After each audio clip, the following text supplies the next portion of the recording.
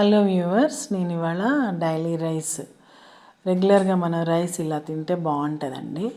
చూడండి, brown rice, white rice ఒక glass, brown rice ఒక గ్లాసు తీసుకున్నాను. చూడండి, గ్లాసు బ్రౌన్ రైస్ తీసుకొని మిక్స్ చేశాను అనమాట వైట్ రైస్తో.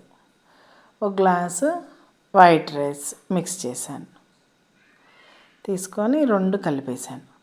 తెల్లన్నం తింటుంటే మరి షుగర్ అయి పెరిగిపోతున్నాయి కదా, అందుకని ఇలా చేశాను అనమాట. చూడండి, ఇలా హెల్త్ కోసం మిక్స్ చేసేసి రోజు ఇలా వండేసుకుంటే చాలా బాగుంటుంది అనమాట. ఇంకేం మామూలు రైస్ లాగే వండేసుకోవడమే. అన్నం కడిగేసాను, 2 times కడిగాను.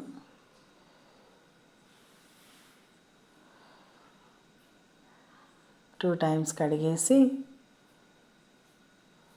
4 glasses వాటర్ పోసాను. యాజ్ యూజువల్గానే 2 glasses 4 glasses of water. 2, 3, 4 water పోసేసి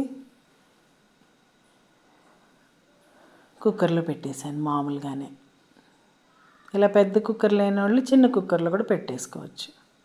నార్త్ ఇండియన్స్ అలా పెట్టుకుంటారు కదా, విడిగా వండుకుంటారు వాళ్ళు. ఇలా చూడండి ఎంత బాగా వచ్చిందో అన్నం. చాలా బాగుంది కదా rice.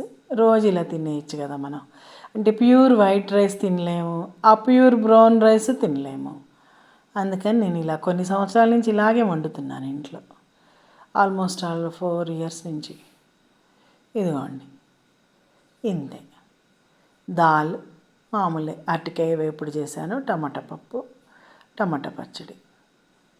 Enjoy daily rice, healthy rice.